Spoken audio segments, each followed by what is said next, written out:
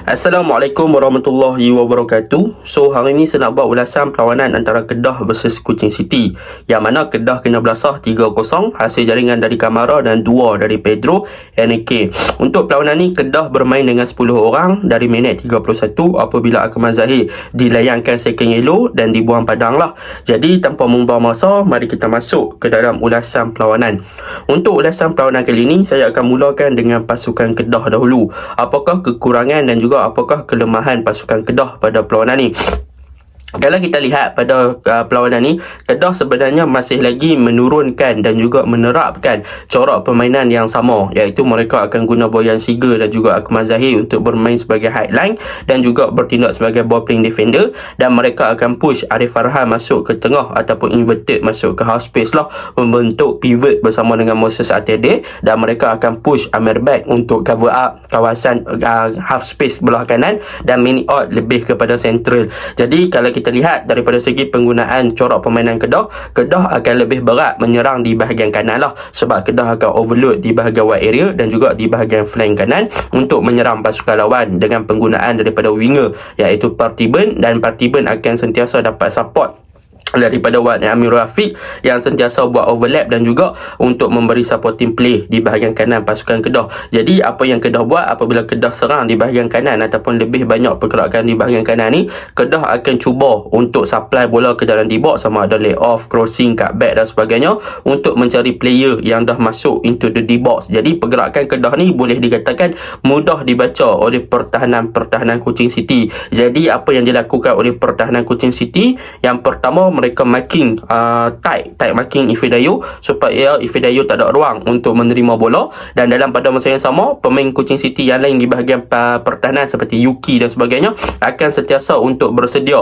menerima hantaran-hantaran tersebut, dan mereka akan melakukan interception ataupun melakukan blocking untuk clear hantaran-hantaran tersebut lah. Jadi banyak pergerakan yang berlaku sedemikian boleh dikatakan tidak terlalu efektif dan mudah dibaca oleh pertahanan Kuching City. Namun begitu, ada juga gerakan-gerakan yang berjaya untuk dicipta dengan baik, iaitu contohnya macam percubaan daripada Amir Bek. Tetapi apabila percubaan ataupun gerakan tersebut berlaku dengan baik daripada segi execution ataupun dari segi penyudah, Kedah pula gagal untuk sudahkan peluang-peluang tersebut dengan baik apabila banyak percubaan tersebut melepasi tiang gol pasukan Kuching City. Jadi itu yang pertama. Yang kedua, kalau kita lihat di bahagian tengah, apabila gandingan Manny Ott dan juga Amir Bek, apabila Amir Bek lebih overload dan lebih ofensif dan lebih memfokuskan untuk cover up bahagian right half space ataupun half space belah kanan, maka Manny Ott akan fokus untuk more to central, dan dia juga banyak drop deeper untuk membantu Atede dalam ball progression bersama dengan Arif Farhan.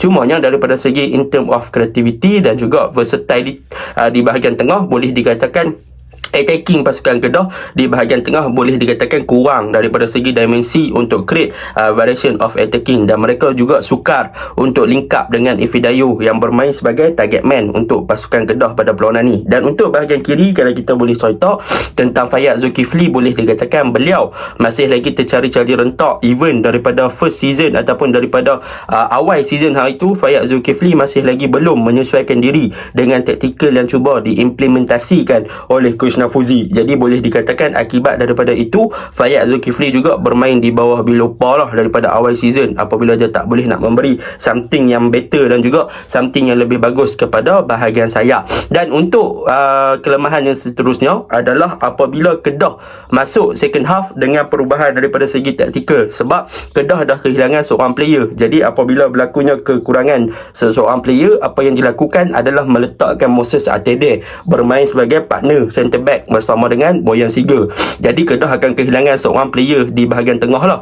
Tetapi perkara itu tidak menidakkan untuk Kedah bermain secara ball position di bahagian second half, apabila Kedah pun boleh control game dalam 15 minit ke 20 minit yang pertama. Kedah berjaya untuk create beberapa peluang, dan juga Moses dengan Boyan Siga bermain dengan high line, dan Wan Amir Rafiq banyak membebaskan diri di bahagian kanan lah. Jadi perkara-perkara tersebut sebenarnya efektif apabila Kedah cuba untuk eager menyerang. Cumanya dalam proses backline, Kedah yang bermain secara high line ataupun defensive line yang tinggi memberikan kelebihan kepada Kuching City untuk melakukan counter attack ke arah pasukan Kedah. Dan hasilnya apa? Hasilnya dalam minit 70 lebih pasukan Kuching City berjaya menghukum gerakan pasukan Kedah yang kehilangan bola, dan terjadi terjadinya situasi counter attack membolehkan pasukan Kuching City menyerang dan menjaringkan gol melalui Pedro Henrique, dan minit 80 lebih pun situasi yang sama apabila Wan Amir Rafiq gagal untuk keluarkan hantaran jauh daripada defense Kuching City, dan apabila bola tersebut jatuh tepat kepada kaki Zahrul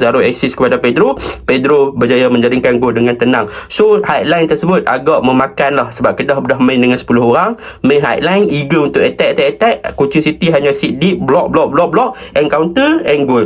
Dan itu kelebihan untuk Kuching City lah. Dan seterusnya, kelemahan paling ketara adalah peranan daripada Ify Dayo lah. Boleh saya katakan Ify Dayo dalam beberapa game tidak memberi satu impact yang positif in term dia punya positioning, banyak loss, dan dia punya striker sebagai target man, insting dia pun kurang. Jadi banyak benda yang dia perlu perbaiki lah. Dia cuba untuk create link up tapi tak menjadi. Dia cuba jadi target man, dia punya positioning agak terbatas apabila di tag marking. So boleh dikatakan Ify Dayo memang tak berfungsi dan tak apa nak ada dalam game pada perlawanan ni. Even kemasukan Balotelli dan Halim Sa'ari pun tidak mampu untuk mengubah apa sangat kepada dimensi pasukan Kedah. So banyak benda lah yang Kedah kena baiki lagi untuk season akan datang, dan juga untuk game Liga Super sekiranya ingin melayakkan diri ke peringkat Asia. Untuk Kuching City, apa yang boleh saya puji adalah tentang Shitembi. Shitembi bermain dengan sangat cemerlang sebagai playmaker pasukan Kuching City. Dia ada kemahiran dan juga dancing shoes. Tengok macam semalam dia pegang bola, macam mana dia boleh gelecek 2-3 player Kedah, bagaimana dia punya vision untuk dia create game. Macam tu lah Awak kena main tapi awak tak main macam Shitembi, sayang lah. So macam mana dia buka ruang, macam mana dia open gameplay, macam mana dia change side dan sebagainya, macam mana dia passing, vision dia lawa. Lepas tu macam mana striker Kuching City iaitu Kamara bermain dengan sangat bagus apabila dia boleh untuk guna dia punya fizikal untuk beat pertahanan Kedah. Dia berjaya skor 1 melalui set pieces yang mana tak free header, sayang betul free header. Lepas tu dia ada beberapa peluang tapi peluang yang lain agak mengecewakan. Tapi lepas tu kita boleh tengok macam mana Pedro Henrique dia exploit highline pasukan Kedah.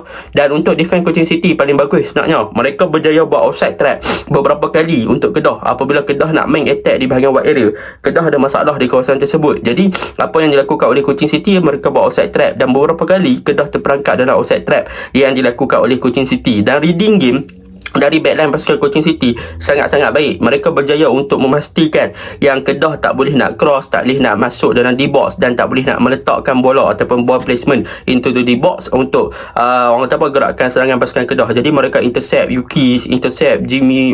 Memang padu lah defense Kuching City semalam. So banyak gerakan Kedah terbantu. Jadi itu je lah ulasan saya. Kuching City was a better team semalam bawah Coach Aidil. Mereka punya pressing, mereka punya kesabaran menyerang, mereka punya defense memang bagus lah, solid. Itu je lah ulasan saya. Assalamualaikum.